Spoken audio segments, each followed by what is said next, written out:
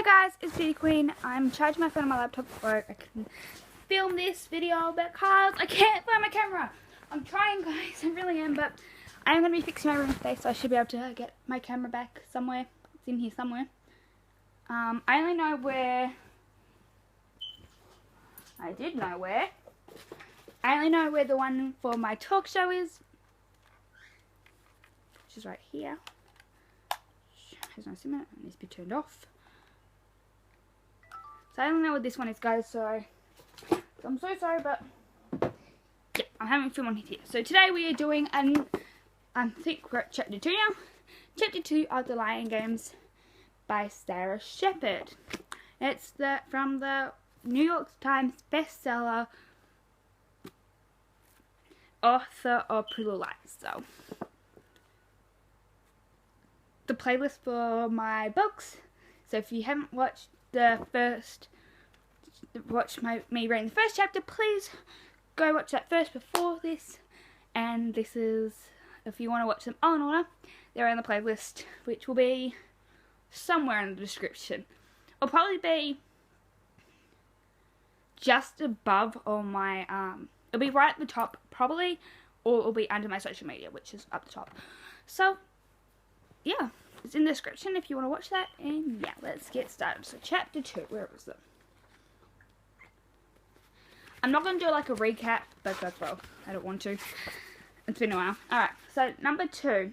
That's right, blame the foster kid. Alright. Emma grabbed the phone from Travis's hand and started the clip over. Staring hard at the image as the person reached down and began to choke the blindfolded girl. Fear streaked through Emma's stomach. When the enormous hand pulled off the blindfold, Emma's identical face appeared on the screen. Emma had the same thick, wavy chestnut brown hair as the girl in the movie. The same round chin, the same pink lips kids used to tease Emma about, saying they were puffy, as though she had had an allergic reaction. She stuttered. I watched the video again in horror too, the locket glistening in the light, causing a tiny shit of a memory to surface. I remember lifting the lid of my baby box, pulling out the locket from under a half-chewed teething giraffe, a lacy receiving blanket, and a pair of knit booties, and putting it around my neck. The video itself brought back nothing though. I didn't know if it had happened in my backyard or 3 states away. I wish I could slip my post-death memory across the face, but the video had to be how I died, right? Especially from the quick flashback I'd had when I'd awakened in Emma's bathroom. That face close to mine, my heart beating hard, my murderer standing above me, but I had no idea how this whole death thing worked. Had I popped into Emma's world the moment after I'd taken my last breath, or was it days, months later? And how did the video get posted online? Had my family seen it? My friends? Was this some kind of twisted ransom note? Emma finally glanced up from the screen. Where did you find this? She asked Travis. Guess someone didn't know she was the star on the internet, huh? Travis snatched the phone from her hands. Clarice ranked her fingers through her hair. She kept glancing from the video screen to Emma's face. Is this what you do for fun? She asked Emma in a hoarse voice. She probably does it to get high, Travis paced around the patio like a prowling lion. I know some girls at school last year who were like obsessed with it. One of them almost died. Clarence clapped her hands over her mouth. What's wrong with you? Emma's eyes died from Travis to Clarence. Wait, no, it's not me. The girl in the video is someone else. Travis rolled his eyes. Someone who looked exactly like you, he deadpanned. Let me guess, a long-lost sister? An evil twin? There was a low rumbling of thunder in the distance. The breeze smelled like wet pavement, a telltale sign that a storm was close. A long-lost sister. The idea ignited in Emma's mind like a 4th of July sparkler. It was possible. She had asked social service once if Becky had had any other kids she'd abandoned along the way, but they said they didn't know. A thought burned in my mind too. I was adopted, that much I remember. It was common knowledge in my family. My parents had never tried to hide it. They'd told me my adoption had been a last-minute scramble and they'd never met my birth mother. Could it be possible? It explained why I was literally stuck to this girl who looked just like me, following her around as if our souls had been teethed together. Clarence clapped her long nails on the table. I don't tolerate lying or stealing in this house, Emma. Emma felt like she'd been kicked in the stomach. That's not me in the video, she protested. And I didn't steal from you, I swear. Emma reached for her canvas bag on the patio table. All she had to do was call Eddie, her manager at the roller coaster. He would vouch for her hours today. But Travis got to her bag first, knocking it over so that all its contents spilled onto the pavement. Oops, he cried gleefully, and watched helplessly as her tattered copy of The Sun Also Rises landed on a dusty ant hole. A crumbling ticket for a free all-you-can-eat barbecue buffet at MGM Grand got caught in the breeze and drifted towards Travis's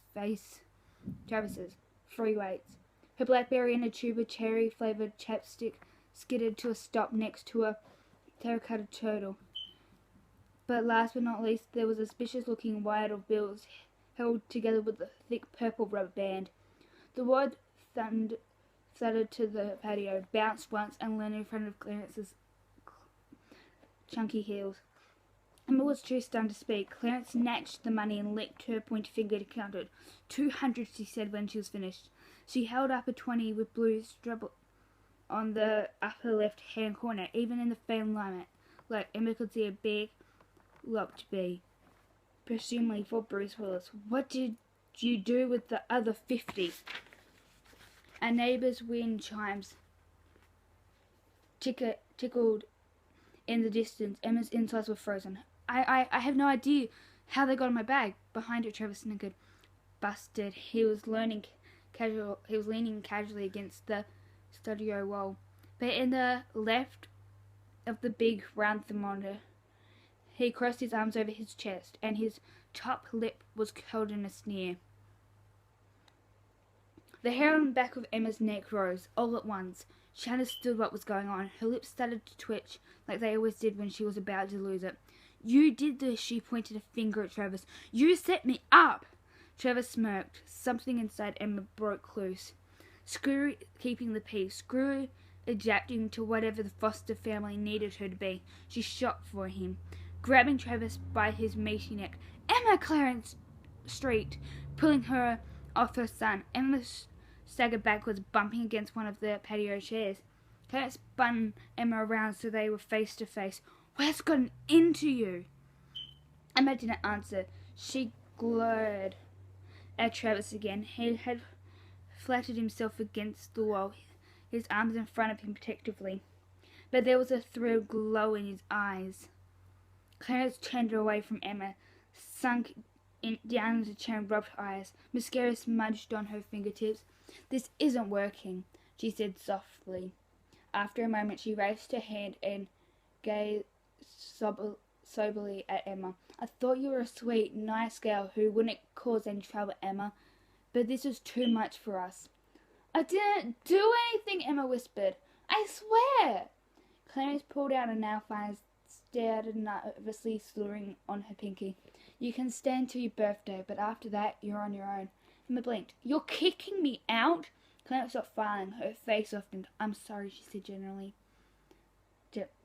But this is the best choice for all of us. Emma turned away and stared hard at the ugly block wall at the back of the property. I wish things were different, Clarence pulled the sliding door open and padded back into the house. As soon as she was out of view, Travis peeled himself off the wall and straightened up to full height. He strutted casually around Emma, scooped up the tiny knob of the joint that was still under the chair, blew off the bits of dry grass that had stuck to the tip, and dropped it into his enormous pants pocket. You're lucky she didn't press charges, he said in a slimy voice. Emma said nothing as he swaggered back into the house. She wanted to leap up and claw his eyes out, but her legs felt like they had been filled with heavy, wet clays. Her eyes blurred with tears. This again? Every time a foster family told Emma she had to move on, she inadvertently thought back to the cold, lonely moment when she realized Becky had ditched her for good. Emma had stayed a week at Session Morgan's house while the police tried to track down her mum. She put on a brave face, playing Candyland, watching Dora the Explorer and making the scavenger hunts for Session like the ones Becky had masterminded for her. But every night in the glow of Session's Cinderella nightlight, Emma struggled to read the parts of Harry Potter she could understand, which weren't many. She had barely mastered the Cat in the Hat. She needed her mum to read the big words. She needed her mum to do the voices. Even now it still hurts. The patio was silent. The wind blew the hanging spider plants and palm trees sideways. Emma stared blankly at the terracotta sculpture of a sharply woman that Travis and his friends liked to dry hump. So that was that. No more staying here until the end of high school. No more applying to a photojournalism program at USC or even community college. She had nowhere to go, no one to turn to unless... Suddenly the image from the video fluttered through her mind once more. A long-lost sister. Her heart lifted. She had to find her. If only I could have told her it was too late. Right, guys, that's chapter 2. The next chapter is called You Know It's True If You Read It on Facebook. But for now, that's all you guys get. I will see you guys tomorrow's video, and yeah, bye.